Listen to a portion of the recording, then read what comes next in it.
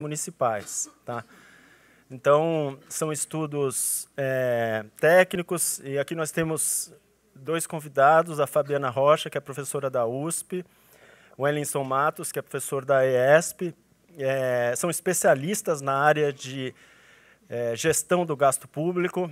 A Fabiana participou de um livro, editou um livro recentemente com o Tesouro, falando com vários estudos, vários capítulos sobre eficiência do gasto público municipal. E o Elinson também tem vários artigos acadêmicos nessa área. Então, eles são 2 dos principais pesquisadores brasileiros nessa área. E eu acho que é interessante a gente ter uma visão também do universo acadêmico, o que a pesquisa acadêmica tem mostrado nessa área. Então, eu vou convidar primeiro a Fabiana para fazer uma apresentação, e depois o Elinson, e depois a gente abre para um debate final, incluindo a apresentação anterior que nós tivemos, tá? Com perguntas gerais. Muito obrigado por terem aceito o convite. Fabiana Rocha.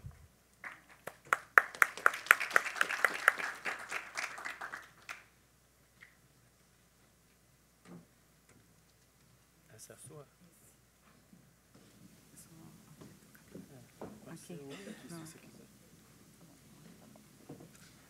Bom dia a todos. Espero que vocês conheçam o Naércio bem e saibam o quanto que ele é exagerado, né? Porque também ficou até um peso o negócio da especialista. Mas vamos lá. Queria agradecer primeiro o convite do Naércio, queria parabenizar demais a Folha pela iniciativa. Eu acho que é mais do que bem-vinda e tardia, né? Infelizmente tardia, mas eu acho que a gente demora um tempo para amadurecer, e eu acho que vocês foram muito felizes em levar adiante esse projeto. Vocês vão apanhar muito, já devo dizer. Primeiro que fazer ranking não é fácil, né? Eu acho que ranking sempre é uma coisa difícil, né? São infinitas as possibilidades de crítica quando a gente resolve fazer um ranking, né? Segundo, porque nós não temos tradição de avaliar, por mais que tenhamos melhorado, né, no sentido de que agora temos avaliação de escolas, temos avaliações de saúde, etc. Não faz parte da nossa cultura, né, da cultura brasileira, se submeter a avaliações, e avaliações, obviamente, estão associadas a rankings, né? Mas a gente já avançou um pouco nisso, eu acho que mas ainda vão apanhar por causa disso, né? E acho que vão apanhar principalmente porque eficiência é quase um palavrão dentro do setor público brasileiro. Isso é um fato, né? O Naércio mencionou aqui o trabalho do Cláudio Ferraz sobre corrupção. Sempre que você fala em eficiência, vem uma associação quase direta entre ineficiência e corrupção. Não é verdade isso, e o trabalho do Cláudio Ferraz e outros trabalhos que trataram com os dados do Programa de Sorteios de Municípios Pequenos e Médios mostra muito bem que as duas coisas são coisas diferentes. Não é isso? As pessoas que trabalharam com esses dados, a primeira coisa que eles fazem são olhar os relatórios dos auditores da CGU e tentar classificar os problemas que os auditores da CGU observaram nos municípios em diferentes categorias, onde as 2 categorias básicas são o que é corrupção e o que é má gestão. E, para surpresa geral, os problemas são muito mais de má gestão do que de corrupção. Tá? São vários os programas federais que são executados pelos municípios, e os municípios não têm simplesmente condições de entender, né, como funcionam aqueles programas e implementar de forma adequada aqueles programas. Então, o Programa Saúde da Família é um exemplo de programa federal que é executado a nível municipal. Muitas vezes as prefeituras não sabem que tem que ter X médicos, X enfermeiros, a equipe de saúde da família deve atender X famílias, etc, etc. Isso não tem nada a ver com corrupção. Tá? E simplesmente é má gestão de um programa por falta de conhecimento das condicionalidades daquele programa, que devem ser atendidas, obviamente, na hora que o município resolve aderir àquele programa. Então, acho que por essas razões, né, pela dificuldade naturais a fazer um ranking, pelo fato da gente não ter tradição de avaliação e pelo fato do tema ser um tema dificílimo, ainda mais hoje em dia, né, eu acho que vocês vão apanhar muito, mas, de novo, Fiquei super satisfeita de ver, é um assunto que eu trabalho. Não sou especialista, mas trabalho há muito tempo. Então, foi um prazer muito grande ver a divulgação do ranking. Tá? O que o Naes pediu para eu falar é um pouco do livro do Tesouro, que foi lançado o ano passado, no final do ano passado, tá? De 2015, que é esse livro Avaliação da Qualidade do Gasto Público e Mensuração da Eficiência. Tá? Esse livro, na verdade, ele começou a ser concebido em 2012, em 2013 ele já estava pronto, mas também por conta desse medo, né, com relação à palavra eficiência, esse livro só foi lançado ano passado porque o Joaquim Levy é um gestor que não tem medo da palavra eficiência. Então, ele permitiu a gente levar adiante o projeto de finalmente divulgar para as pessoas, que era o objetivo inicial do livro, tudo que a gente tinha feito e gastou muito tempo fazendo. Tá? O pessoal técnico do Tesouro, obviamente, é técnico, não é político, então tem muito mais boa vontade, né, com o assunto. Tá? E eles têm mesmo essa quase que missão institucional no bom uso dos recursos. Tá? Então, o livro surgiu em grande parte de um desejo do pessoal do Tesouro de buscar a melhoria da qualidade do gasto público por questões de princípios de acreditarem que aquilo faz parte do trabalho deles. Né? Eles são os guardiões dos recursos públicos e, portanto, devem zelar pelo bom uso desses recursos públicos. Tá? Um segundo objetivo do livro é aumentar a consciência mesmo do valor dos recursos públicos para os próprios gestores públicos a nível estadual e a nível municipal. Tá? Então, a ideia é convencer, né, seria convencer os gestores públicos de que isso é uma coisa importante e que, portanto, as pessoas os gestores públicos têm que olhar com mais cuidado os recursos, sejam eles os gerados localmente ou aqueles recebidos de fora. Tá?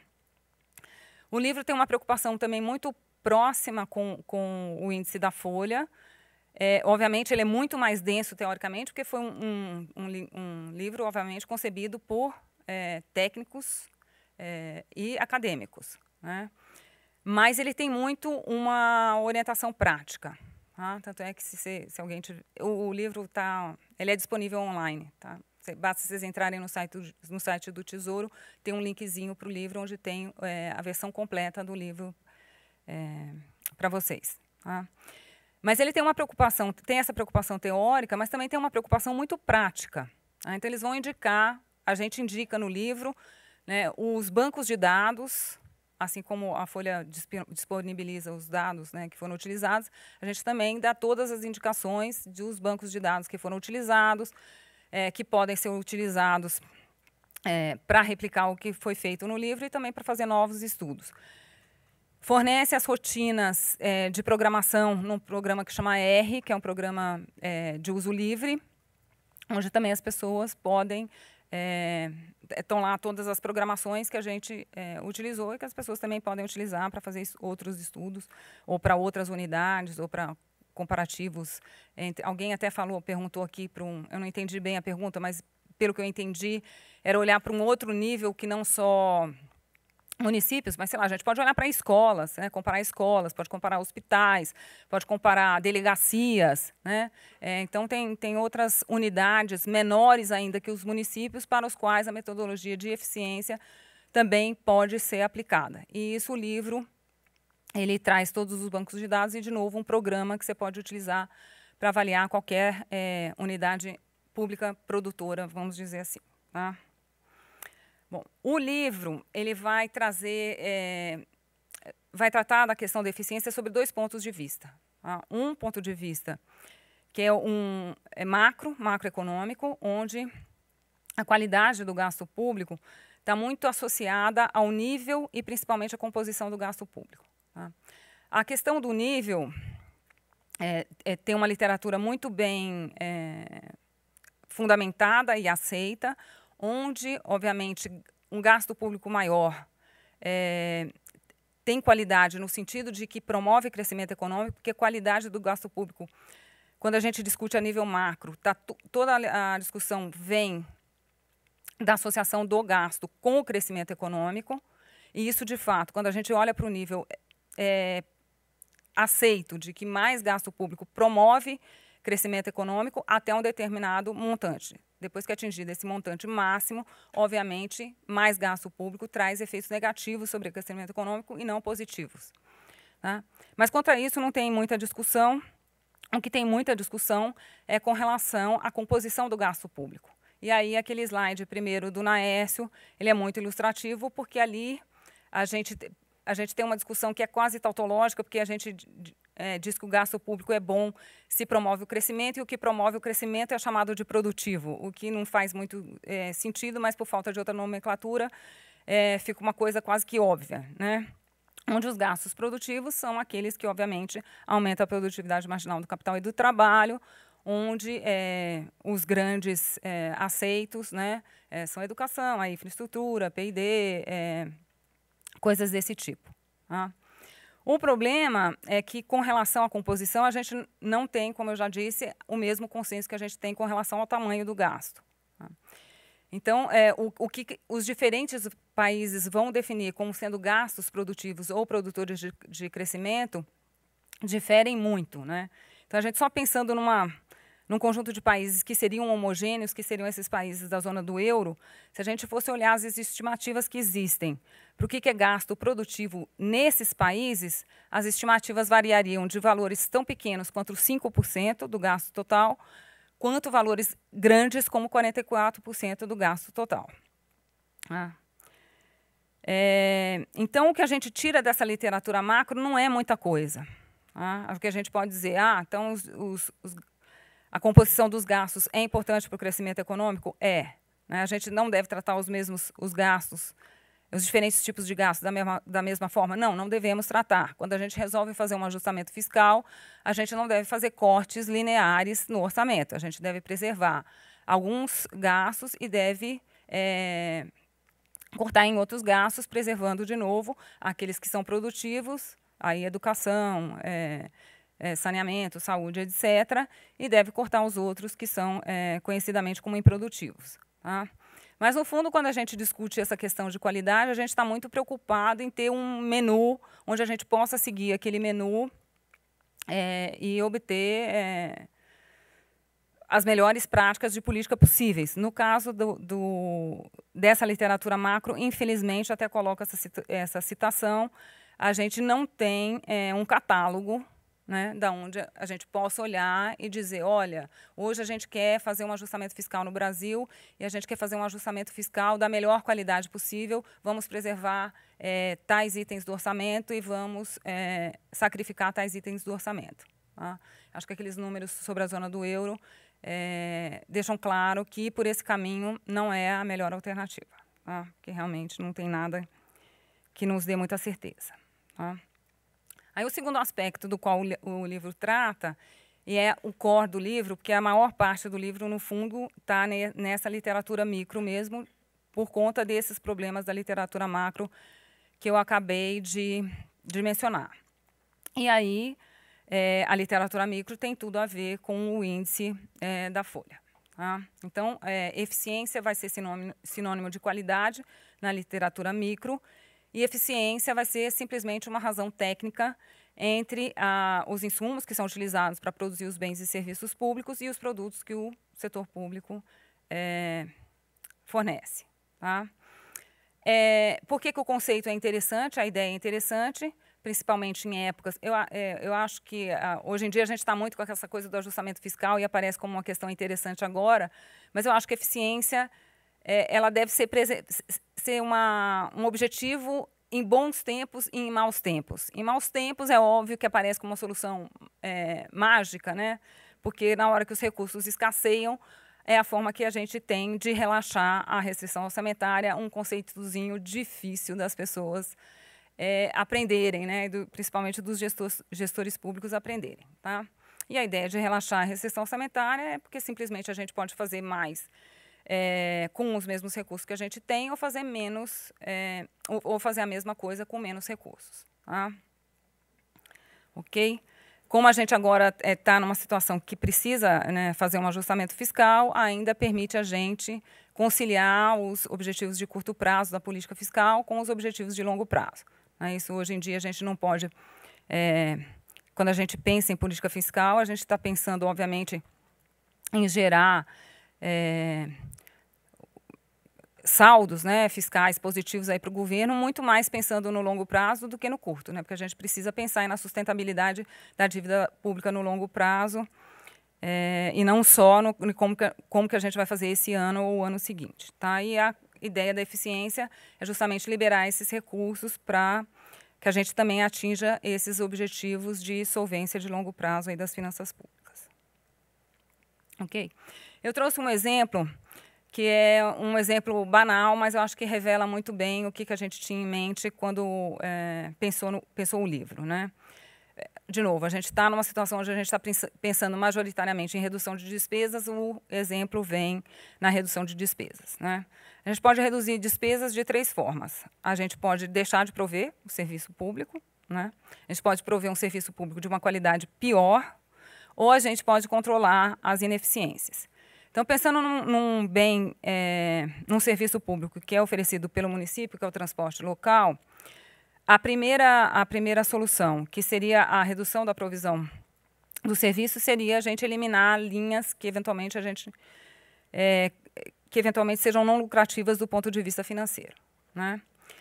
Uma segunda alternativa seria piorar a qualidade, que envolveria reduzir a frequência, então, do serviço. E uma outra seria aumentar a produtividade sem piorar a qualidade do serviço. Tá? A decisão A, que é eliminar as linhas, infelizmente a gente pode acabar eliminando linhas que são importantes para segmentos da população mais pobres, que são os que mais precisam de transporte público. Tá? A decisão B, que é reduzir a qualidade. A gente pode reduzir a qualidade hoje. A gente sofre hoje, né, problemas com serviços públicos que resultaram justamente dessa ideia de diminuir a qualidade, né? Isso, só que qualidade não pode ser diminuída perpetuamente. Em algum momento, as coisas começam a mostrar sinais de problemas e esses problemas vão ser enfrentados. É caso de energia elétrica, caso de água, né, de abastecimento de água. Então, seria uma deterioração de qualidade que seria também muito temporária e ilusória, no sentido de que você acaba gerando um déficit suplementar no futuro que precisa ser... que o governo vai precisar lidar com ele, né? Você não pode permanentemente deixar de manter serviço público, né? E a decisão C é a que preservaria o produto e a qualidade do serviço e é, portanto, a que deveria ser a escolhida se o governo, de fato, na hora que faz um ajustamento fiscal, tenta levar em conta alguma racionalidade. Tá? Eu escolhi esse exemplo, porque eu acho que esse é um exemplo que ilustra muito bem o objetivo do livro, tá? Que, de novo, que é tentar convencer os gestores públicos e as pessoas em geral de que é possível, né, fazer mais com menos, como a gente já disse aqui, e, ao mesmo tempo, preservar a qualidade dos serviços públicos, que é o que as pessoas querem, em última instância. Ninguém quer serviço público de má qualidade, né? A gente quer economizar, mas mantendo a qualidade. Tá? Os desafios são enormes, né? Eu acho que a exposição inicial do Fernando e dos debatedores já deixou claro, não é trivial. Tá? Por quê? Porque o setor público não é o setor privado, né? Você não vai lá e olha, é um bem super bem definido, que tem um preço de mercado, que tem planilhas de custos super bem definidas. Não é assim que a coisa funciona, né? O setor público é responsável pela provisão de vários bens e serviços, né? Para os quais não existe uma métrica muito bem definida. Tá? Então, a primeira coisa é a escolha desses produtos. Não é isso? O que vai ser considerado mais importante como sendo produzido pelo setor público? Difícil dizer. Hoje, por exemplo, os exames padronizados na área de educação facilitam muito, né? Porque aí você já tem uma coisa que é hiperpadronizada. Se você quer fazer comparativo, por exemplo, entre países, isso ajuda muito. Mas, de novo, está misturando quantidade e qualidade. Será que é a melhor coisa a fazer? Do lado dos insumos, também é super difícil. Tá? A gente acaba usando uma métrica mais fácil, que é resumir todos os insumos utilizados no setor público pelos gastos públicos. No caso brasileiro, não é fácil, porque é difícil a gente saber exatamente quanto o município gasta em cada uma das áreas. É uma coisa básica, mas a gente não... Se você perguntar hoje quanto que o Estado gasta em saúde, quanto a União gasta em saúde naquele Estado ou naquele município, você não consegue descobrir. Tá? Então, tem um número lá que a Secretaria do Tesouro divulga a partir das informações que os próprios estados e municípios dão, que é o que a gente acaba utilizando. Na comparação entre países, também é difícil, cada um mede os gastos de formas diferentes. Então, se você quer fazer um ranqueamento de eficiência entre países, também não é uma coisa tranquila. Tá? Principalmente entre países, os preços dos fatores são muito diferentes, não é isso? Então, entre países, o que a gente nota que é interessante, a Finlândia é um país que sempre aparece como super bom na produção de educação. Tá? É um país que produz muito e gasta... não gasta relativamente pouco, é essa a questão. Então, quando você faz ranking de países e utiliza como insumo os gastos em educação, a Finlândia aparece mal, não aparece péssima, mas ela não aparece tão bem quanto ela deveria nos rankings de eficiência de educação. Por quê? Porque os professores são muito bem pagos. Tá? Então, os preços dos fatores estão influenciando, no fundo, o lugar que a Finlândia está aparecendo nos rankings, se você utiliza como insumo os gastos em educação. Se você sai dos gastos e passa a utilizar o que a gente chama de insumos técnicos, que é número de professores, aluno por classe, etc., etc., aí a Finlândia já aparece num lugar onde ela deveria, intuitivamente, nos rankings, ficar. Tá? Então, tem essa questão que envolve tanto comparativos entre países, quanto aquelas questões que envolvem comparativos dentro do país. Dentro do país facilita, porque as questões institucionais, essas todas podem ser jogadas para o lado, mas aí, pelo menos no caso do Brasil, a qualidade dos gastos é desanimadora e eu acho que, imagino o trabalho que vocês tiveram para reunir esses dados e tentar deixar o que valia a pena e tirar o que não valia a pena. Dados básicos, às vezes, a gente não tem, que é uma série de taxa de mortalidade infantil, é tudo bagunçado, que é tudo muito... Até estatísticas muito básicas são muito difíceis de serem obtidas. Tá? Acho que foi o Rafael que falou, a coisa dos fatores ambientais, elas são fundamentais, né, dentro desse processo de transformação de insumos em produtos, e a gente tem que, de alguma forma, levar em conta esses fatores ambientais. E os métodos estatísticos / econométricos também são muito complicados. Eles são difíceis, né, e, infelizmente, são vários. E se a gente faz, às vezes, o ranqueamento usando uma metodologia, e depois fala, eu vou fazer uma robustez e vou ver com a outra metodologia. Aí você quer se matar, porque o ranqueamento que dá numa metodologia não dá com a mesma outra metodologia. Então, até a própria técnica ela é muito difícil, no sentido de que ela não dá muita segurança também em afirmar, num pacto de sangue, que fulano são os mais eficientes. Né? Em geral, a gente faz um coeficiente de correlação entre as diferentes metodologias, é bastante alto, mas o ordenamento ele não é exatamente o mesmo. Tá? Você usou uma metodologia, o município que apareceu, por exemplo, como o primeiro, você vai utilizar outra metodologia, ele muito provavelmente ele estará entre os 10 primeiros, mas não necessariamente ele será o primeiro. Tá? O que dá uma certa... É difícil.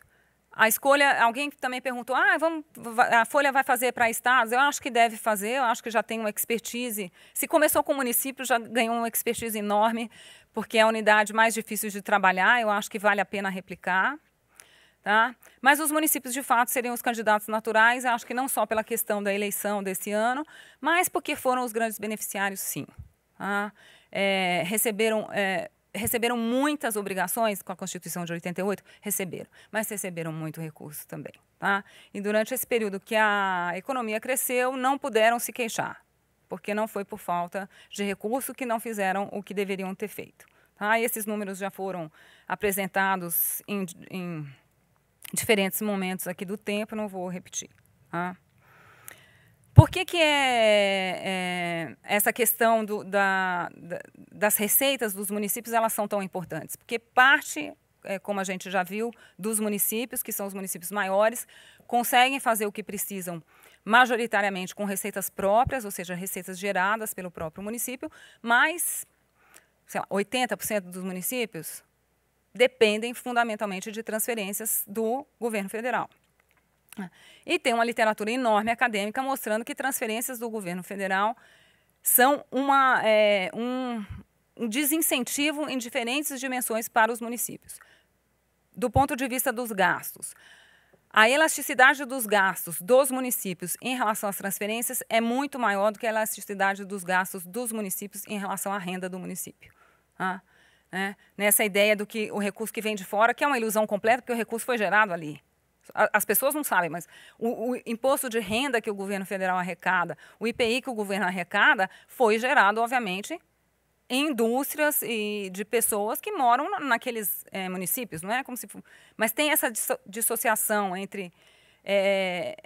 como se a transferência fosse uma coisa que não tivesse nada a ver com o município, que é uma bobagem, né? É o que a gente chama de ilusão fiscal.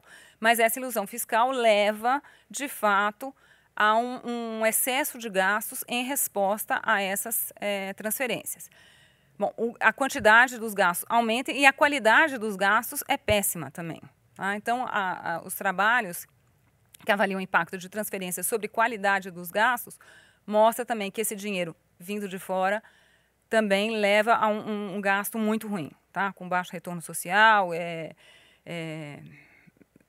coisas que realmente não tem muito a ver.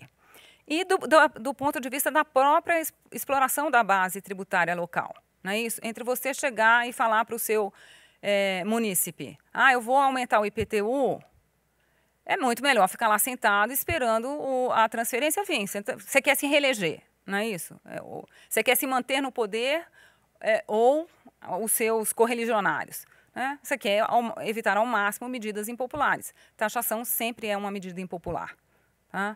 Então, é melhor esperar a transferência. Então, eu acho que a escolha da unidade, independente da questão da eleição ou não, ela foi muito acertada, porque foram os grandes beneficiários, foram os que receberam muitos recursos e é sobre eles que a gente deveria olhar primeiro, porque, de fato, não podem reclamar de falta de recurso.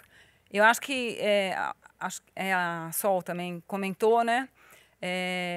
O nosso sistema de transferência ele foi desenhado tendo como principal objetivo uma equalização das receitas entre os municípios, né? E procurando privilegiar os menores, não é isso? Só que os menores também são os que têm demanda por bens e serviços viáveis menor, não é isso? Você vai imaginar um município pequeno, ele não tem demanda por muitos bens e serviços públicos. Né? Não é como o município de São Paulo, que tem que lidar com milhares de questões, poluição, trânsito. Isso em cidades pequenas não tem. Então, é um sistema de transferência muito perverso, porque ele vai dar justamente mais recursos para os municípios que precisam menos. Né? Então, por isso que a gente também tem que olhar para os municípios, e como os pequenos são, sei lá, 80% dos municípios, a gente pode considerar pequenos, então são esses que estão com os recursos aí, vamos dizer, sobrando. Né? Ok. Não, eu acho que eu pulei um slide, né? Que era esse. A questão das condições ambientais, que eu acho que também o pessoal comentou bastante, falando da questão da Folha. A Folha tomou até um certo cuidado em levar em conta essas condições ambientais, que você pode ver por tamanho da população, pela questão das transferências. Mas, no caso dos municípios brasileiros, como a gente é um país muito heterogêneo, obviamente, essas condições locais têm um impacto muito grande. Né?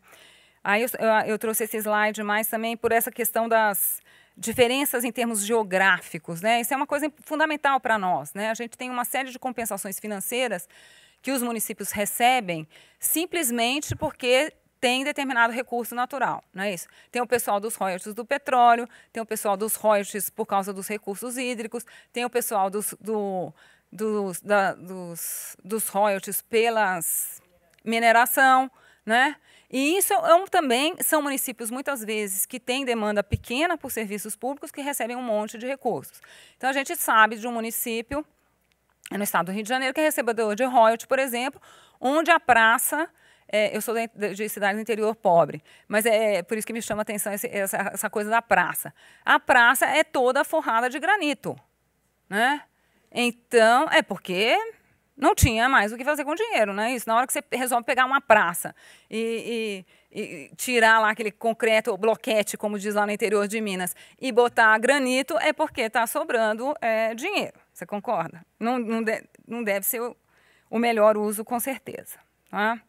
E só por último, para terminar, eu acho que também é importante a gente fazer esses estudos e tirar a recomendação de política pública, né? E esse, com certeza, era um objetivo do livro. Tá? Eu acho que quando a gente faz um ranqueamento é muito difícil, porque a gente acaba restringindo a resposta a fulaninho é melhor do que ciclaninho, os piorzinhos são fulano, ciclano e ciclano, não é? Isso, a gente quer ir além disso. Tá?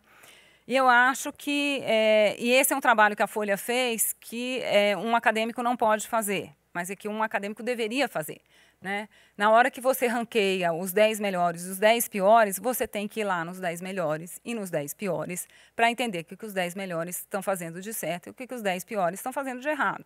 Tá? Então, acho que é importante o mapeamento, mas o mapeamento quantitativo ele tem que ser seguido de uma pesquisa qualitativa, onde essa pesquisa qualitativa vai dizer para a gente, de fato, quais são as melhores práticas e as piores práticas a partir da experiência cotidiana daqueles municípios que foram classificados como bons e aqueles que foram classificados como ruins. Tá? Eu acho que só o ranqueamento em si, ele permite alguma medida de política, principalmente aos entes federativos maiores, como a União e os estados, obviamente, no sentido deles assumirem a liderança no papel de transmitir, né? Porque o governo federal pode fazer. Eu não posso ir lá nos 10 municípios, mas o governo federal pode, assim como manda os auditores da CGU nos municípios para fazer as auditorias, também pode mandar, né, seus servidores ou alocar servidores, pedir para o município alocar servidores locais para verificar as boas práticas e transmitir, né, dentro dos seus municípios, dos diferentes municípios, essas boas práticas. Então, sei lá, viu alguma coisa que é boa lá em Cataguases. Eu lembro de Cataguases, porque eu sou de perto de Cataguases. Pega lá a experiência de Cataguases, o que tem bom em Cataguases, dissemina isso entre todos os municípios. Cabe ao governo de Minas poderia fazer isso, e o governo federal também poderia fazer isso com todos os demais municípios. Não é isso? E, a partir também dessa coisa mais qualitativa, criar ou reformular programas federais que levem aos municípios a mudar o seu comportamento em relação às práticas que adotam. Não é isso? Então, gerar incentivos para esses municípios, pelo menos pensarem em fazer as coisas de forma diferente daquela que eles faziam até então. Tá? Tem até o Marcos Mendes tem fez uma proposta uns anos atrás, nem sei se ele ainda concorda com aquela proposta que ele fez. Mas ele propunha pegar a parte do fundo de participação dos municípios e passar a destinar esses recursos de acordo com o ranking desses municípios feito por uma agência independente. Tá? Então, eu fiquei pensando muito naquela proposta e eu acho que um indicador desse tipo também poderia ser utilizado para isso. Não é isso? Qual que é o problema do FPM? O FPM o município recebe e ele pode usar aquilo de forma autônoma. Não é isso? Não é um Fundeb, não é um SUS que ele tem que fazer X ou Y.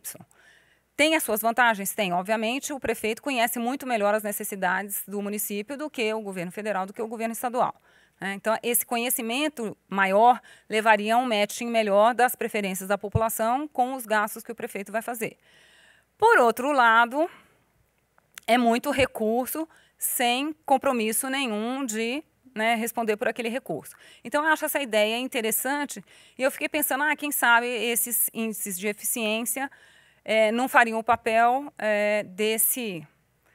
não existe essa agência de rating que ele estava imaginando, mas, sei lá, a gente poderia imaginar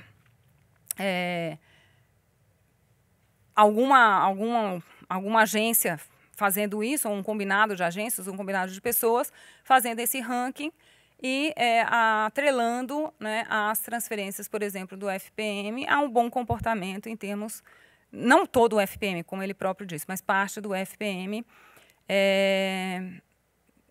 para esses municípios melhores. A gente também aprendeu com os rankings de educação que a própria divulgação do ranking gera um efeito positivo, né? Ninguém quer aparecer mal na foto, não é isso? Então, as escolas, obviamente, quando sai o resultado do Enem, né, as escolas ficam histéricas, os pais ficam histéricos para ver se a escola que seu filho vai está bem ou se está mal. Eu acho que é a mesma coisa.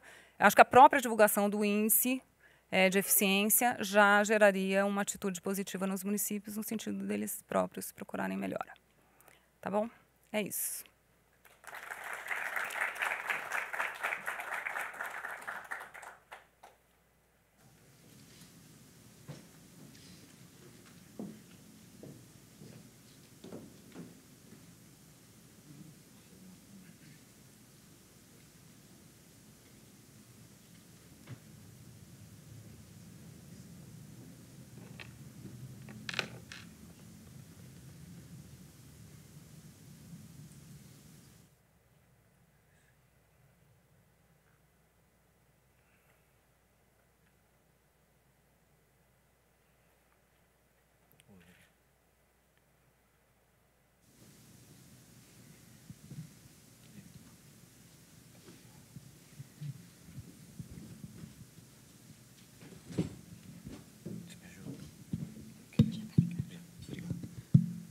Obrigado.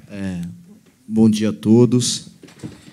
Eu queria começar agradecendo o convite do Naécio. O Naécio foi meu professor já, viu, gente? O Naécio não é criança, não. Já está aí faz tempo na estrada. Obrigado, Naécio, pelo convite. Também queria parabenizar a iniciativa do INSPER, da Folha, da divulgação desse índice. Acho muito importante trazer esse debate à tona para o grande público, né? Esse debate ficou um tempo muito grande, restrito aos acadêmicos, e agora ele está sendo disseminado para o grande público com a iniciativa da Folha. Tenho que parabenizar a todos por isso. Eu vou fazer uma apresentação breve. O Naécio pediu para eu tentar falar um pouco sobre o que a gente já fez, né? Ou que a gente já conhece sobre eficiência na gestão pública.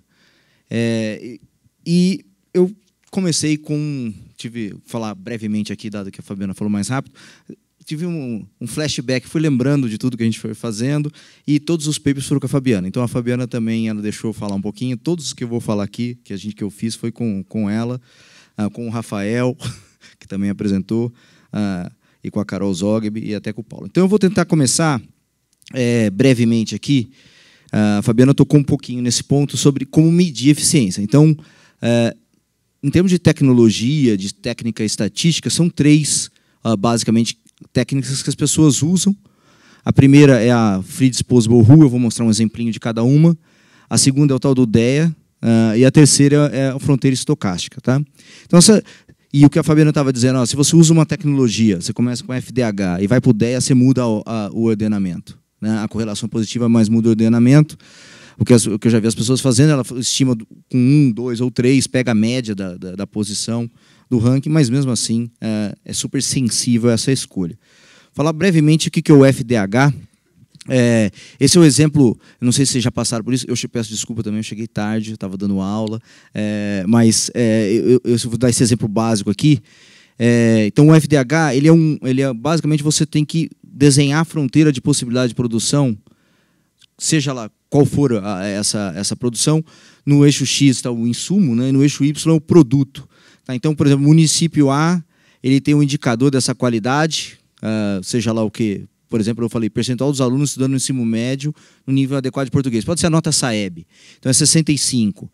E ele tem número de professores por aluno, tem 8. Então, com 8 professores por aluno, ele consegue colocar uma nota média do SAEB de 65. Você plota esse lá no gráfico, é o ponto A do gráfico da esquerda, da minha esquerda, da direita de vocês.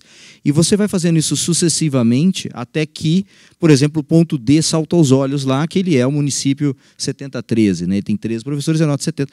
Então, como é que se mede a ineficiência? Ou ineficiência do produto, que é o quanto falta para ele chegar no eixo lá de cima, ou ineficiência do insumo, que é quanto ele anda quanto ele poderia reduzir o insumo para ter o mesmo produto. Então, é isso, basicamente, que a gente calcula como ineficiência, essa distância aí.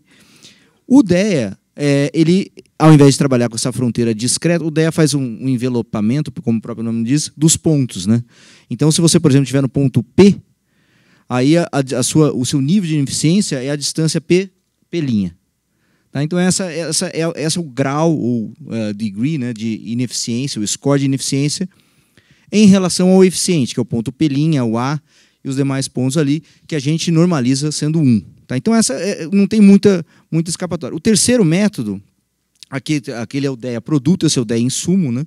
É bem similar, né? Você consegue reduzir o insumo, por exemplo, do A até o A', você reduz o insumo para produzir a mesma isoquanta, que é a linha verdinha ali. Tá? Então, essas são as técnicas. E a fronteira estocástica, que é o mais elaborado, pois permite você aumentar a quantidade de insumos, mas ela restringe o produto a ser 1, porque ela é uma regressão, né? E aí você tem que calcular a distância que os pontos estão na fronteira, eliminando o efeito dos possíveis erros, são simples erros de medida possíveis nesse tipo de investigação. Então, uma das três você tem que escolher. Tá? O que a gente sabe? Essa letra está pequena, mas a gente fez uma revisão de literatura num dos papers que a gente trabalhou, que era como as pessoas lidaram quando vão falar de educação. Né? Educação é o insumo. Então, aqui são a primeira coluna, o conjunto de papers, né, dos autores, a amostra que eles usam é a segunda coluna, a terceira coluna são os insumos utilizados, a quarta coluna são os produtos que foram utilizados e a quinta coluna é a técnica adotada na estratégia de investigação. Então, só o primeiro ponto lá, então, esse paper é o Gupta-Verhoeven, ele é muito citado. Então, ele usa o insumo, gasto per capita de educação, e o produto, matrículas no ensino primário, matrículas no ensino secundário, taxa de analfabetismo, ele usa o FDH. Tá? Então, todos esses papers tentam medir a ineficiência na área de educação, usando alguma medida de insumo, que é a grande dificuldade de se fazer, e a medida de produto. Então, quando eu cheguei aqui, eu estava ouvindo algumas críticas ao ranking da Folha. Mas você considerou a escola secundária, junto com a escola primária. Essas discussões elas não acabam. Qualquer escolha de produto e insumo, você se restringe ao produto e ao insumo, então você acaba tendo que excluir as demais hipóteses. Então, eu vou fazer só um adendo aqui, que é uma coisa que é importantíssima na área e a gente não consegue, por exemplo, a gente não sabe, talvez o Nair saiba, ou a gente não sabe quanto que o Estado gasta por município. A gente não sabe isso. Nem por escola, nem quanto o Estado destina para o município. Então, quando você vai fazer um ranking municipal, você vai olhar os gastos municipais naquele indicador. Você não consegue saber quanto que o Estado gasta num determinado município na área de educação. Por exemplo, né? Nem saúde, nem o governo federal, a não ser que sejam condicionados. Então, essas são as medidas que a gente pode usar. E aí são várias medidas de gasto, né? Tem total despesa orçamentária. Em geral, os insumos estão vinculados a gasto e os produtos é alguma medida de matrícula ou nota. Tá? O que a gente fez? Esse é um paper, devia estar aí. Acho que bom. Esse é um paper meu, Fabiana, Paulo, talvez a Carol, que era o que a gente pegou? Pegou os indicadores de proficiência, distorção e aprovação, como sendo os indicadores de produto daquele determinado município.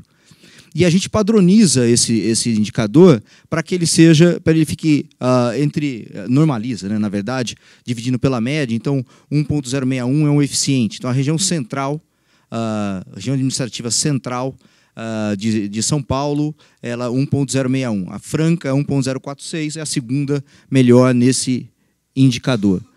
Mesma coisa para distorção, o Presidente Prudente é o menos distorção e idade série, e aprovação, Barretos é o que tem a maior taxa de aprovação, menor taxa de reprovação, né, nesse caso.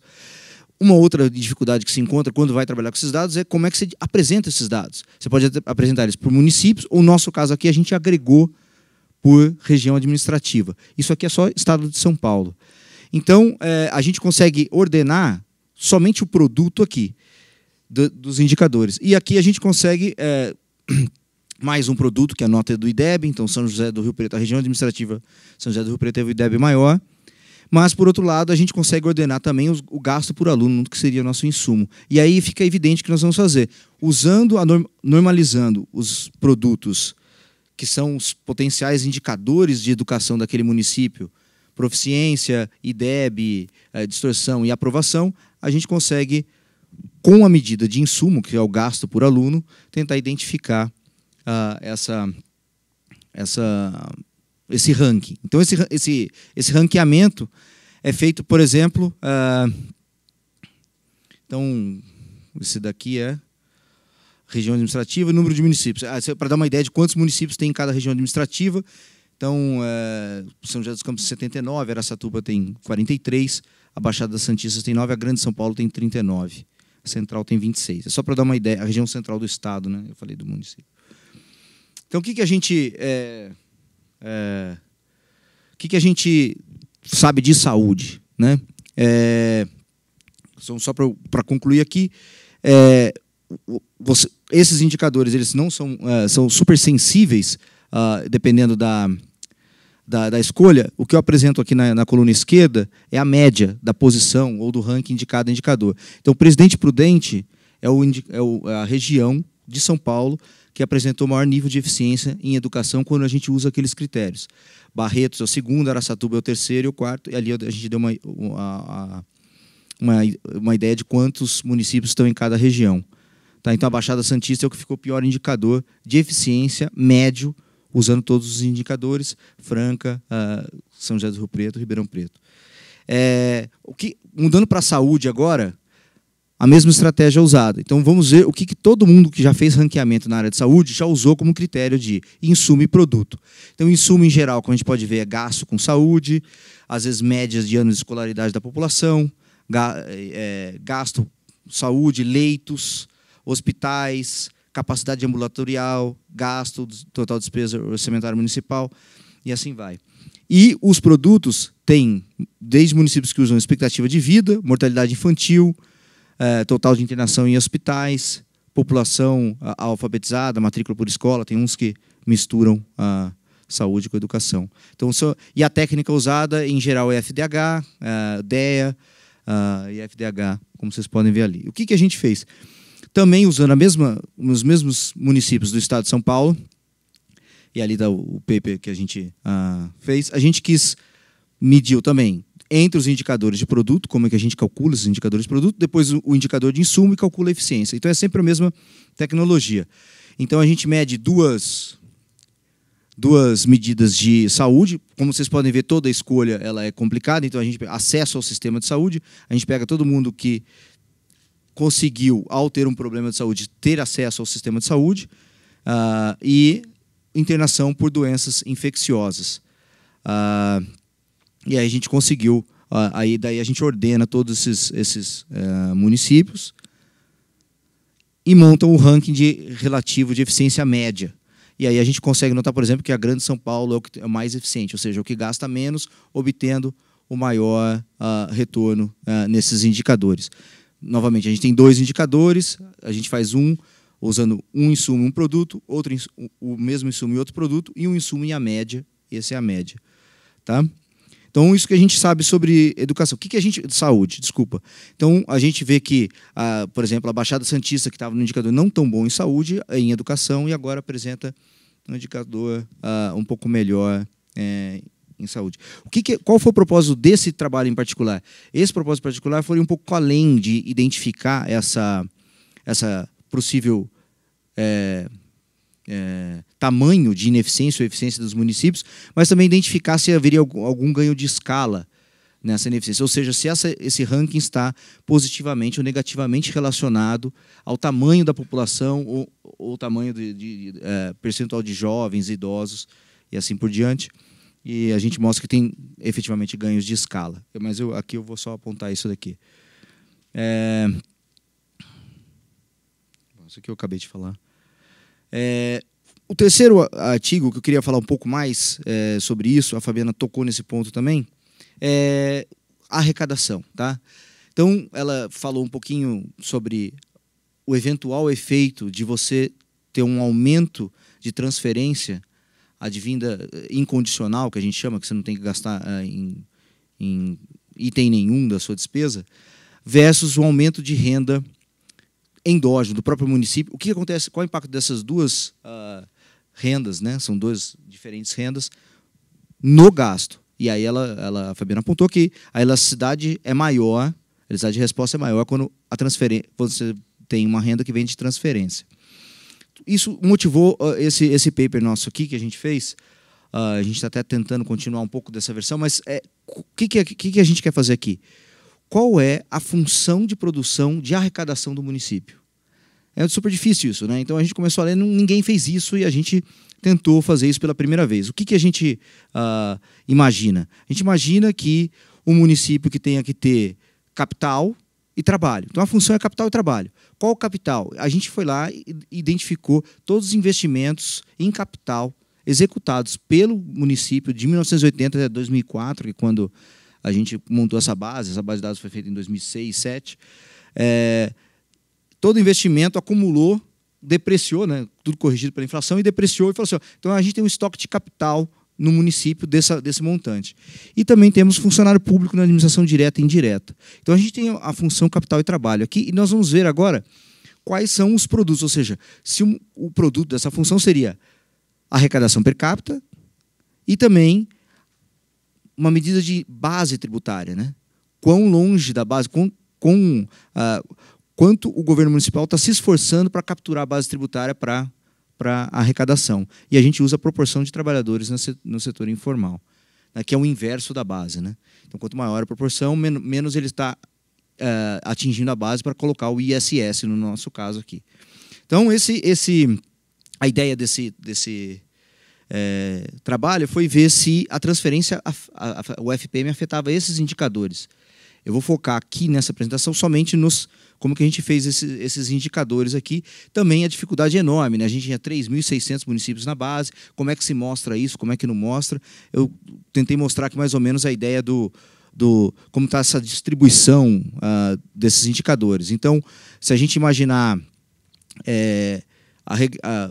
um output, né, que o nosso tax revenue ele vai no score de eficiência, né, vai de 0,01 a 1, né, o mais eficiente é 1.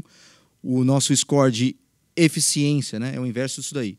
De base tributária vai de 1 a 0, tem gente que é totalmente ineficiente. Urbanização, aí a proporção de municípios com taxa de urbanização ou não, né, proporção de domicílios na área urbana, acho que é esse daqui. Transporte, partido de direita e de esquerda, as transferências, proporção de jovens, de idosos, renda, gasto, transferências, se tem ou não ISS informatizado ou IPTU informatizado. Teve uma pergunta relacionada à tecnologia aqui. E aí a partir disso, a gente constrói os indicadores de eficiência e ineficiência dos municípios em arrecadação e vê o papel das transferências nesses indicadores de ineficiência e, não surpreendentemente, a gente identifica que quanto maior a transferência, mais ineficiente é o município. Não somente ele gasta mais quando ele recebe transferência, como ele gasta pior. Tá? Então esse é um ponto que a gente faz nesse paper aqui. Em termos de divulgação, a gente também aponta, e isso a gente teve um bom feedback na sociedade. Esse artigo foi divulgado no Estadão em 2006, 2007, que foram 95 municípios apresentados pelo menos um tipo de eficiência.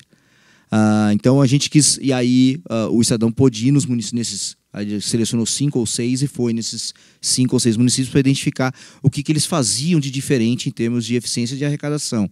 E aí tinha sorteio para o cara que preenchia o ISS de forma correta, o cara ganhava uma bicicleta. Não, tinha várias coisas interessantíssimas ali que nós pesquisadores paramos um passo antes, né? A gente também identifica um certo componente geográfico, né? Sudeste e sul do Brasil apresentam as cidades mais eficientes. Piauí não tem nenhuma cidade eficiente, e Maranhão tem 2 cidades eficientes, dessas 95, incluindo a capital.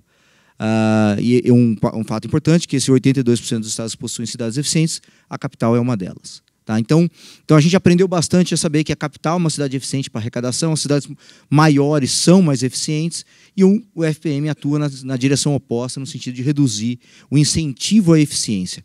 Tá? Eu não vou fazer juízo de valor, é só o que a gente encontra em termos qualitativos aqui nesse trabalho. Aqui a regressão que a gente tenta mostrar quais são os fatores que influenciam positivamente e negativamente. O primeiro fator é o transf, que aquele cara é o FPM. Tá? Então ele reduz tanto em linear quanto log o efeito dessa eficiência. E mais ou menos isso. Então vamos lá. Quando o Naes me chamou, ele falou assim, apresenta a eficiência dos municípios. Eu falei, bom, a eficiência dos municípios foram esses trabalhos que eu apresentei aqui. Só que a gente fez mais trabalhos, né? Então a gente fez eficiência dos estados também. E aí olhando educação.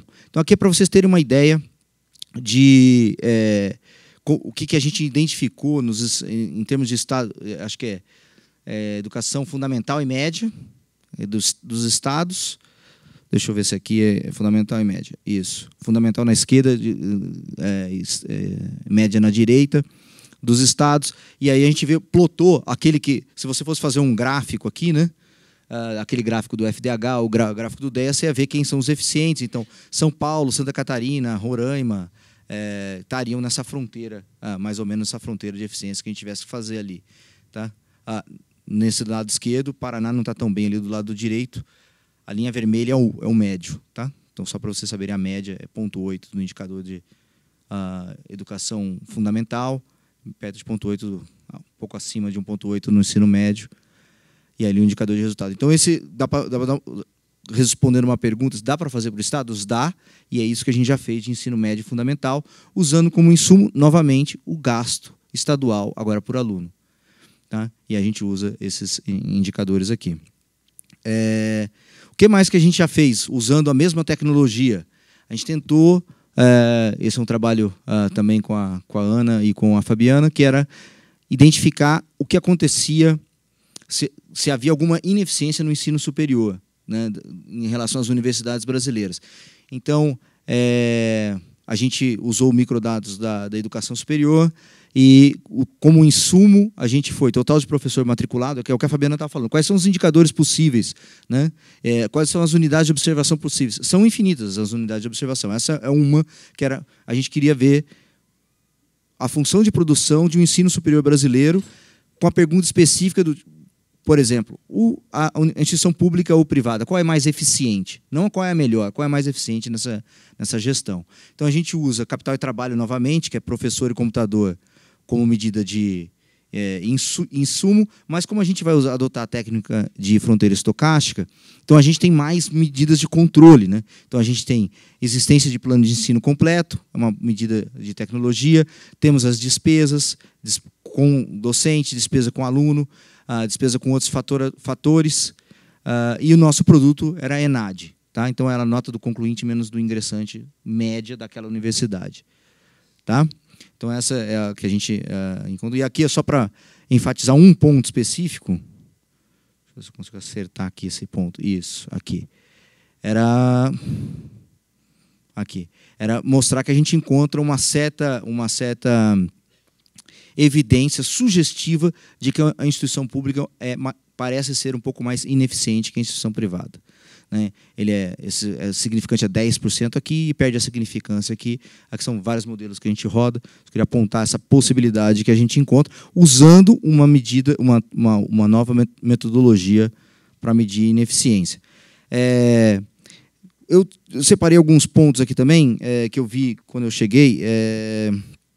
Primeiro, eu queria falar um pouquinho de gastos estaduais por município, que eu já falei, é uma dificuldade que a gente tem de encontrar quanto cada estado gasta por município. Isso ia facilitar bastante a separação. Na hora que vamos ranquear municípios, e a gente sabe quantos alunos vêm da escola municipal, quantos alunos vêm da escola estadual, a gente não sabe quanto o estado está colocando naquele município de educação. Então, fica difícil separar essa medida. E uma discussão que a gente teve, eu estava falando com o Rafael ali fora, sobre saneamento e saúde. Né? Então, um pouquinho, esse ponto tocou. Esse é um trabalho que, assim, de uns 6 anos que a gente está fazendo isso, e agora concluiu. Não tem evidência clara sobre saneamento e saúde mais no Brasil. o que a gente encontra é que e, novamente, a dificuldade é ser causal aqui. Tá? Então, você tem uma explicação causal do saneamento de saúde no Brasil, a gente não conhece. O que a gente consegue é fazer umas correlações com saneamento e indicadores de saúde. Qual a dificuldade maior? Os dados de saneamento no Brasil, os municípios não divulgam isso com uma certa frequência. Então, quando você monta um painel de municípios, os dados se perdem. Então, você fica com muitos dados missing ali. Então, você tem que usar uma tecnologia para que você não perca aquele município, você tem que fazer uma tecnologia para imputar os valores que aquele município tem. Então, usando essa tecnologia e estimando efeito de saneamento em saúde, o que a gente encontra? Que não tem efeito nenhum em mortalidade, não tem efeito nenhum em mortalidade infantil, não tem efeito nenhum em internação e desinteria, não tem efeito nenhum em diarreia. Onde tem? Onde a gente encontra e parece que ali é uma fonte de investigação futura. Internações por IRA, que são as doenças infecto-respiratórias agudas. Então, parece que o saneamento, então a nossa explicação para o paper é essa, né, que o Brasil passou já por um estágio de desenvolvimento, né, onde o saneamento não afeta mais diretamente a saúde. Isso era quando as doenças predominantes em determinado local eram as infecciosas. Né, no Brasil não é mais composto por essa predominância. Então a gente encontra, parece que somente nessas IRA, né, que a gente chama as doenças IRA, tem algum efeito de saneamento. É pequeno, mas ele parece ser robusto. Então o saneamento é uma possível fonte de investigação para um município um pouco mais pobre, menos desenvolvido. E essa é a nossa explicação. Eu tinha que ter falado isso durante a apresentação também. Bom, mas é isso, né? Eu espero que eu tenha cumprido. Eu agradeço a todos a presença. Obrigado, gente. Tchau, tchau.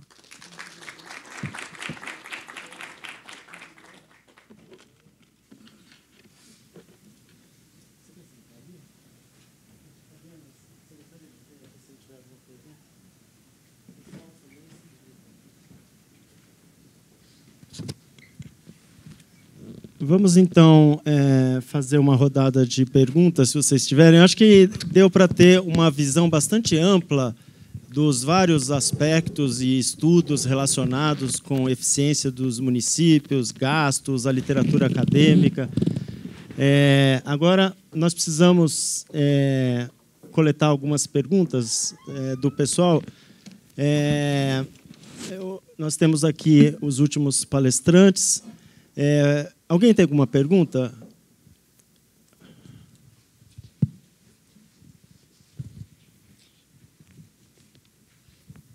Eu só peço que as perguntas sejam breves para a gente poder responder, dado o adiantado da hora, por favor. Meu nome é Herbert, eu sou oficial do Corpo de Bombeiros da Polícia Militar e eu gostaria de saber o seguinte, meio que linkando as três palestras aí. Existe um tamanho de cidade ideal no Brasil que seja eficiente, que consiga arrecadar na crise e, enfim, e que tenha um equilíbrio assim fiscal, social, educacional? Ótimo. Vamos coletar algumas perguntas e a gente responde tudo. Essa é fácil. Próxima. Boa tarde. Me chamo Daniel, sou arquiteto e pesquisador na área de cidade inteligente. 2 pontos rápidos. Afirmação e pergunta. Há uma correlação, ou há uma nítida correlação entre essa fronteira de eficiência e o processo de ocupação territorial brasileiro, do litoral para a Interlândia, para o interior. Um outro ponto é que há também uma correlação entre eficiência e um ranking aí já divulgado de cidade inteligente, na medida do possível. E a pergunta, de fato, é se é possível, a partir desse ranking, ou de ranking como esses, estabelecer métodos simplificados ou construir políticas públicas, modelos ou métodos, principalmente, de políticas públicas para adoção em outros municípios brasileiros ou nas piores situações. Mais uma. Bom dia. A respeito da eficiência, a gente está discutindo o nível local, né? Então, nos municípios, a minha pergunta é se o legislativo local, que o legislativo ele acaba não sendo muito discutido, mas se o legislativo a nível local se ele não é capacitado para fiscalizar o que está acontecendo, isso não acaba sendo um gargalo para qualquer medida, para qualquer política pública que visa melhorar a eficiência de gestão? Mais alguma última? Bom dia, meu nome é Lucas, sou estudante de Direito da Pontifícia Universidade Católica. Eu queria saber de que forma a descentralização de receita promovida pela Constituição de 88 contribui para o cenário de endividamento dos municípios. E o que o Estado pode fazer para desafogar essas contas públicas. Só mais uma, então, a última aqui na frente, por favor. Oi, meu nome é Silvia, a minha é para a Fabiana. Quando você falou que as verbas vêm para o município e eles não sabem como gerir aquilo, então nós temos dois problemas. Um, ou é a incapacidade, entre aspas, do gestor, nível cultural, nível universitário, ele tem? Qual é o nível do nosso gestor municipal? A gente sabe? Não sabemos, né? Pelo ranking a gente não ficou sabendo. Né? Será que esse é um problema? Ou é a regra que vem do governo federal não é tão clara que deixa os caras meio... Puxa vida, para onde que eu vou? Então, é falta também de capacitação dos nossos gestores. Qual que é o pior Ótimo. Problema aí? Vamos, então, responder. Eu acho que essa questão é interessante mesmo, né? Como que a gente faz para capacitar os nossos gestores? Se tem uma questão de planejamento financeiro, de planejamento... Qual deveria ser o caminho para melhorar a gestão? Tem vários programas de cursos para diretores online. Será que a gente deveria investir nos gestores, no corpo técnico das secretarias? Então, vamos responder. Então, a gente começa pela Sols, que foi a primeira que apresentou. Escolher uma, não precisa responder todas, cada um de vocês. Escolha uma ou duas perguntas cada um, e aí a gente conclui. Tá bom. Bom, peraí, deixa eu ver onde é que eu comecei. Sim. Porque eu tenho observação aqui. Se a partir do ranking se pode construir políticas públicas. Eu, particularmente, não devia dizer isso, mas eu sou um pouco avessa a ranking. Desculpe a sinceridade. Porque nós temos situações tão diferentes no Brasil, e a verdade é que, às vezes, um município é melhor numa coisa, pior na outra. Eu acho que os rankings são interessantes, sim, mas têm que ser usados com parcimônia. E até porque, quando se junta insumos, produtos voltados para uma política pública e dados fiscais, tem que ter um cuidado imenso por tudo que já foi falado aqui. O que se gasta no município não necessariamente, o que o município gasta não necessariamente é o que está produzindo efeito naquele município. Porque a nossa grande dificuldade, a coisa que sempre eu fico, quando eu estudo isso, é que nós estamos num país federativo. E um federalismo onde há uma série de competências comuns, onde todo mundo faz educação, todo mundo faz saúde, todo mundo faz meio ambiente. E é para fazer. Infelizmente, de forma descoordenada, muitas vezes, mas é para fazer. Então, quando eu pego o gasto de saúde de um município, e aí, até, Fabiana, eu discordo um pouco de você quando você fala os municípios pequenos têm muito dinheiro. Tem muito dinheiro, sim.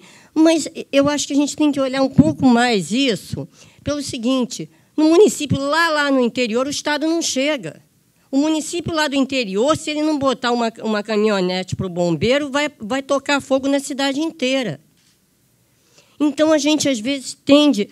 Porque é difícil fazer essa pesquisa, porque nós estamos num sistema federativo, todo mundo está gastando ao mesmo tempo, e nós não temos esse gasto aberto dos estados para municípios. Até acho que, para a educação, sim, você consegue estimar o gasto do Estado na educação por município. Não sei, não tinha pensado nisso, mas pensei quando você falou. Porque você tem o censo escolar, você sabe, naquele município, quantas matrículas são do Estado. Se você tem um custo médio de aluno do Estado, você sabe quanto ele está botando no município, não sei, para pensar, compreendeu?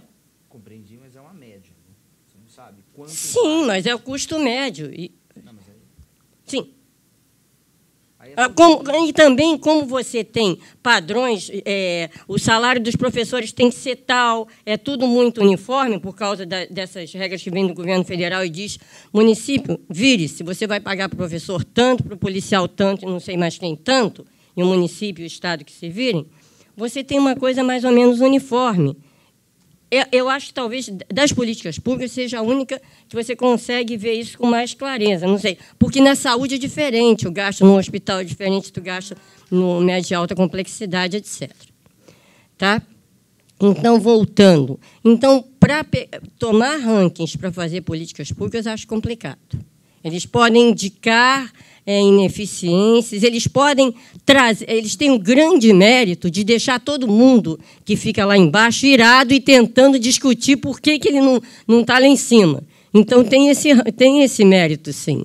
Quando sai também aquele índice fiscal da Firjan, todos os municípios se matam se ficarem lá embaixo. Tá? Então, tem essa coisa. Outra coisa, com relação ao legislativo local, não espere que o legislativo local vá fiscalizar políticas públicas, pelo amor de Deus. Com todo respeito, não sou cientista política, mas nunca vi legislativo local interessado nisso. Tá? Aí a gente tem que sair um pouco do campo da economia e ir para o campo da ciência política, que absolutamente não é o meu, mas que eu sei que, nessa hora, eu tenho que ver os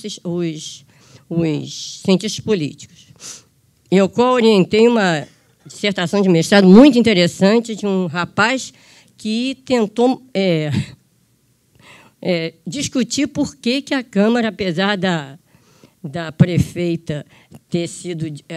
o Tribunal de Contas ter reprovado 5 anos seguidos as contas, o Legislativo sempre aprovava. Lógico, não tem nada a ver. O Tribunal de Contas dizia suas contas estão todas erradas. Todas, e tal. Né? Mas o Legislativo é outra lógica. Outra lógica. Tá? Não tem a ver. Outra coisa que eu não entendi, por que a descentralização, entendi, de receitas teria contribui para o endividamento? Foi isso que foi perguntado? Quer dizer, na realidade, a descentralização de receitas era isso, era uma tentativa de equalizar, que vem lá de trás, vem lá da criação do FPM, lá na época do governo autoritário, foi quando foi criado o FPM, só que naquela época ele era 10% da receita do IPI e do IR e para os estados também. Hoje ele é 23,5%. Mas quem mais recebe FPM não tem acesso a endividamento, não tem dívida à constituição financeira, pode ter dívida de restos a pagar, ou seja, dívida com fornecedores. Isso pode ter, sim. Agora, não vejo nenhuma correlação exatamente entre FPM e endividamento. O que mais? Tem mais alguma? Desculpa, se eu... Pode... tamanho ótimo, eu acho que não tem, porque o Brasil é muito diferenciado. Entendeu? Não tem tamanho ótimo de cidade. Agora, algum ganho de escala deve ter na produção de serviços. Se você pegar, por exemplo, municípios pequenos, a última vez que eu fiz essa conta, tinha 40 funcionários por 1.000 habitantes, 10.000 habitantes, enfim, e o município grande tinha 15. Né?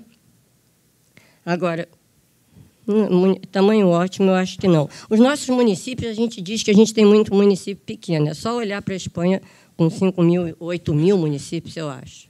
Nós não temos, nossos municípios são muito grandes. O único pequenininho está aqui em São Paulo, que é Borá. Né? Fabiana. Então, eu vou responder. Muito interessante a sua pergunta. Na verdade, é um tema que eu comecei a pesquisar recentemente, porque estão aparecendo dados sobre educação, né, de prefeitos e do responsável pelo Conselho de Educação, etc., etc. Com relação a prefeito, eu trabalhei um pouco com os dados, já com questões muito mais macro, né, vamos dizer assim. E a gente olha, o nível de educação dos nossos prefeitos não é baixo, é impressionante, é bom. Muitos, acho que a grande maioria tem, não vou saber agora os números, mas muitos têm curso superior, né? E a única coisa, o único estudo que eu fiz foi sobre se prefeitos mais educados gastavam mais e se gastavam melhor. E, de fato, na verdade, são 3 características de prefeitos que eu olhei. Se são educados, se são experientes e se o gênero importa. Porque a literatura internacional diz que mulheres, quando o gestor público é mulher, em geral, gasta-se mais em questões sensíveis à mulher. Então, coisas de educação, coisas de... mais social, vamos dizer assim. E esse estudo para o Brasil, que eu fiz, para gênero e para experiência, eu não achava efeito nenhum em nenhuma variável, mas a educação afetava muito a composição do gasto. A composição do gasto é melhor quando o prefeito é mais educado. Então, essa é a única conclusão que eu tenho. Mas eu acho que é uma linha de pesquisa interessante.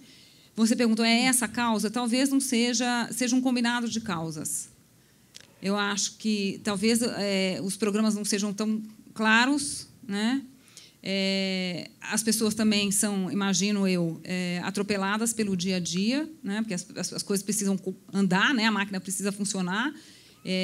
Eu acho que deve ter uma rotatividade muito grande, essa rotatividade não deve ser boa, assim, não sei se a nível municipal. Mas, né, tem sempre a necessidade do cara que entra... por isso que esses PPAs, tudo são uma fantasia. O cara quer fazer mais e melhor. Ele não quer, ninguém quer seguir um programa do prefeito anterior, por mais maravilhoso que ele seja, né? As pessoas têm uma certa rotatividade nos cargos de confiança e também aquilo vai se perdendo, né? Então, a pessoa tem que reaprender de novo como são os programas. Não sei, acho que teria que ser um combinado, talvez, de coisas, mas o que saiu muito do seminário lá da Secretaria do Tesouro foi a experiência do Chile, onde eles têm um organismo a nível federal que é independente do governo só para avaliar as políticas públicas que o próprio governo faz. E isso eu acho que seria uma coisa muito interessante. Então, esse não está associado a mandato, porque é completamente independente. Então, um organismo desse tipo, eu acho que ele poderia ser interessante, porque ele acompanharia se os programas são eficazes ou não, né? E ajudaria, né, se é um programa descentralizado, a acompanhar como que isso se dá no município ou no estado. Então, talvez uma coisa dessas, não sei se é cabível, hoje em dia a gente está precisando cortar coisas, não criar organismos, né? Mas é uma coisa que veio da experiência do Chile, que eu acho que pode ser interessante, de uma instituição independente acompanhando a execução de política pública. E, segundo eles disseram no depoimento lá no Seminário do Tesouro, ao encerramento de programas de fato, se, de fato, esses programas não são avaliados como sendo eficazes. Eu não sei se é alguma coisa desse tipo. Não, essa não quer, não, mas eu vou me insubordinar aqui. Você quer falar antes? Não, pode. Só completar, só desculpa para completar aqui. Nessa questão de gestão, eu acho que, mais que o Estado, Fabiana, talvez os tribunais de contas, que, inclusive, têm dinheiro. O Estado, às vezes, não tem, o tribunal tem mais, né? Porque é do Legislativo, tem a verba do Legislativo. Os tribunais de contas poderiam fazer, e já fazem alguns deles, um trabalho educativo muito grande junto aos municípios, porque o Tribunal de Contas ele tem capilaridade, ele está acostumado a ir rotineiramente ao município. Ele tem, às vezes, grupos de funcionários que cuidam só, que conhecem aqueles municípios. O Estado não tem condição de tocar isso de forma permanente. O Tribunal de Contas talvez tenha. Eu tive uma experiência em 2001, quando tinha sido aprovada a Lei de Responsabilidade Fiscal, em 2000, os municípios entravam em nova gestão e tinham que fazer plano plurianual, que nunca tinham feito. Sabiam nem o que era isso. Nem município do Rio, nem de São Paulo. Ninguém fazia. Estava na Constituição, mas ninguém fazia. Fazia uma outra coisa, que era uma brincadeira. Aí a gente fez um manual, eu e mais 2 pessoas contratadas pelo Ministério do Planejamento e pelo Ministério da Fazenda, fizemos um manual para os municípios e fizemos uma série de conferências públicas. O manual foi distribuído pelo Brasil inteiro, e nas conferências que foram transmitidas pelo Banco do Brasil, que tem uma rede com mil pontos na época, tinha com uma capilaridade imensa, e pela ESAF, chegamos a municípios, vinha pergunta, e na época não era nada online, não, era mesmo no telefone, sei lá como é que era, enfim, chegava de tudo quanto era município. Eu acho que tem essa condição, sim, de melhorar a gestão através de educação feita, seja por... Antigamente tinha a SAREM, que era a Secretaria de Articulação de Estados e Municípios. Depois se criou, no governo Lula, eu acho, se criou a Secretaria de Articulação Federativa. Eles só esqueceram os estados, mas era União e municípios, que poderia fazer alguma coisa, mas ficou totalmente pela política, que estava no gabinete civil. Mas talvez via ou uma instituição desse tipo independente, ou talvez dos próprios tribunais de contas, que têm dinheiro de forma permanente, gostam de fazer isso, porque a qualidade do gasto, eles gostam de entrar nisso. E só para completar, juro que não falo mais nada, nessa questão de incentivar os municípios a boas práticas, vocês já têm um instrumento, que é a lei estadual do ICMS. Os 25% que são transferidos do ICMS para os municípios, desse dinheiro que é transferido, 3/4 vai de acordo com a atividade econômica do município, né? O município maior leva. Porque é a ideia de devolver para o município que ele ajudou a arrecadar, vamos dizer assim. É devolução tributária. E outro 1/4 é por lei estadual. A de Minas Gerais, por exemplo, que tem o nome bizarro de Lei Robin Hood, já imaginam por quê, a Lei Robin Hood tem lá um dinheiro a mais se o município tiver uma performance melhor na educação, tem uns que têm alguma coisa sobre receita própria. O ICMS verde, que dá mais para os municípios que têm maior preservação, lá no Rio de Janeiro, aumentou muito a receita de municípios que mantiveram preservação. Então, você já tem instrumentos. E aí eu acho que os estados, na lei estadual, você pode explorar isso, talvez. Desculpa. Não falo mais. Bom, vamos lá. Eu vou tentar abordar alguns tópicos e ser breve, né? Ao mesmo tempo. Tamanho ótimo de cidades, ele levantou lá. É muito difícil, porque você tem que fazer a hipótese de que os municípios têm a mesma função, produção, e você tem que imaginar que o conjunto de municípios, quando você vai tentar calcular o tamanho ótimo deles, aquele conjunto de municípios que você está observando tem a mesma capital humano, o mesmo capital geográfico e diversas outras questões. Para o Estado de São Paulo em particular, eu fiz um paper sobre isso, que era para mostrar quanto um real a mais de gasto público, quanto que isso geraria de aumento de valor de propriedade, que era uma ideia de que, se a sua cidade está bem, o valor da propriedade deve estar melhorando. Tá? Então, dá para fazer o imposto, dá para fazer ótimo, mas são diversas hipóteses. Você coloca o gasto ao quadrado, aí você vê o tamanho ótimo do gasto per capita em cada município. Dá para fazer isso com um conjunto de hipóteses gigante por trás. A capacitação, que é o ponto que a Fabiana levantou aí, tem esse PMAT, sabe, Programa de Modernização de Administração Tributária. Tem vários trabalhos tentando ver o efeito disso, não somente em arrecadação, mas também em gasto. Porque quando a gestão local aprende a lidar com a tecnologia, como isso facilita também a administração deles mesmos em relação aos recursos. Tem muito trabalho saindo sobre isso é coisa nova. Então, a gente não dá para dizer para onde está indo isso daí. O último ponto, ele falou ninguém respondeu o seu ponto de eficiência e se esse tem que ser um indicador usado ou não. Eu acho que sozinho nenhum indicador tem que ser usado, mas esse indicador de eficiência é um indicador adicional a ser usado. Você não precisa usar ele, você está 1, ou você está 2, ou você subiu 3. Você pode falar assim, você está nesse conjunto, você subiu ou não desse particular conjunto, isso pode ser usado como indicador, sim. Agora, a migração ou o tamanho de cidade em relação ao ranking de eficiência, ou a correlação desse ranking de eficiência com cidade inteligente, a gente não sabe ainda. Dá para correlacionar, isso é simples de fazer, mas é um bom ponto a ser investigado futuramente, se as cidades inteligentes têm uma correlação com eficiência ou não, e se as pessoas escolhem a cidade baseado nesse ranking, né, que é a ideia também de tamanho ótimo de governo, que é também a ideia de tamanho ótimo de população da cidade. Isso é uma boa pergunta, quem estuda migração deve saber isso melhor até que a gente. Tá? Obrigado. Ótimo. Então, vamos encerrar por aqui. Eu acho que foi bastante interessante. Tivemos várias sessões, a apresentação do ranking, discussão sobre financiamento dos municípios, discussão da pesquisa acadêmica na área. E eu acho que temos a oportunidade agora de divulgar o ranking e de discuti-lo cada vez mais para tentar trazer mais racionalidade na gestão dos recursos municipais. Então, agradeço a presença de todos, agradeço aos palestrantes por terem vindo e apresentado, a parceria com a Folha de São Paulo, e vamos em frente. Boa tarde.